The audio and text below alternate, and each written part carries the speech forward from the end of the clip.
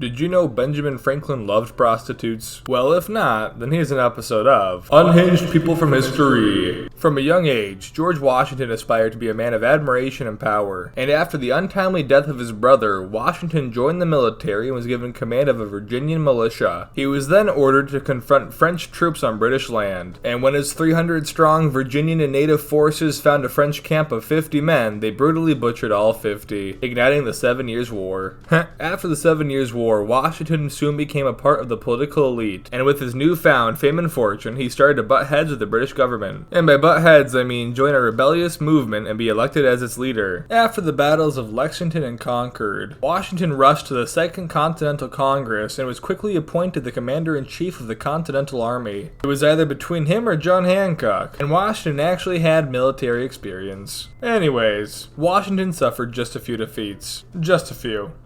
There were even some talks of removing him from his position, but those were quashed almost instantly, mostly because there wasn't anyone to take the job. After his L's turned into W's and the British surrendered at Yorktown, Washington was relieved from his duty. He was paid $8.1 million in today's money for military expenses that he paid for. Some of those included his wife's trips to meet him and some large unaccounted for expenses. I'm not saying he used government money to bang his wife, but he used government money to bang his wife. Washington was the only president elected unanimously and cemented the way the country and the president were to act from now on. He was then forced into a second term by the whole nation and Alexander Hamilton, as they did not believe the country could last without him, much to his very depressed acceptance. I still choose to believe that Washington chopped down the cherry tree. Benjamin Franklin was a man that was just as ambitious as he was smart. His early adult life was success after success, growing his newspaper business and soon becoming engrossed in the wide world of politics. He toured Great Britain championing the rights of the colonies and the injustice of the Parliament. After the fighting at Lexington and Concord, he quickly returned home. Being the champion of colonial rights during a colonial war was not a good look for Franklin. He helped create the Declaration of Independence at the Second Continental Congress. And as John Hancock said they must all hang together, Franklin replied with, "Yes, we must all hang together, or else we will most assuredly hang separately." What a Chad. Benny Boy was then named ambassador to France, and he very quickly won favor of the French King Louis XVI, gaining valuable support and men for the colonial cause. When he returned from Europe had over 25 million modern-day dollars missing and unaccounted for, partly due to his love of food and French prostitutes. Me too, Ben. Me too. Franklin helped in the creation and implementation of the Constitution and became the first Postmaster General of the United States. Sadly, with his health dwindling, Franklin was only able to watch the first election and first year of the Constitution before he died. When he was asked a turn to make his breathing easier, he simply replied with, "There is nothing easy to do for a dying man." Chad again. Samuel Adams grew up to both be a failed businessman and a failed tax collector.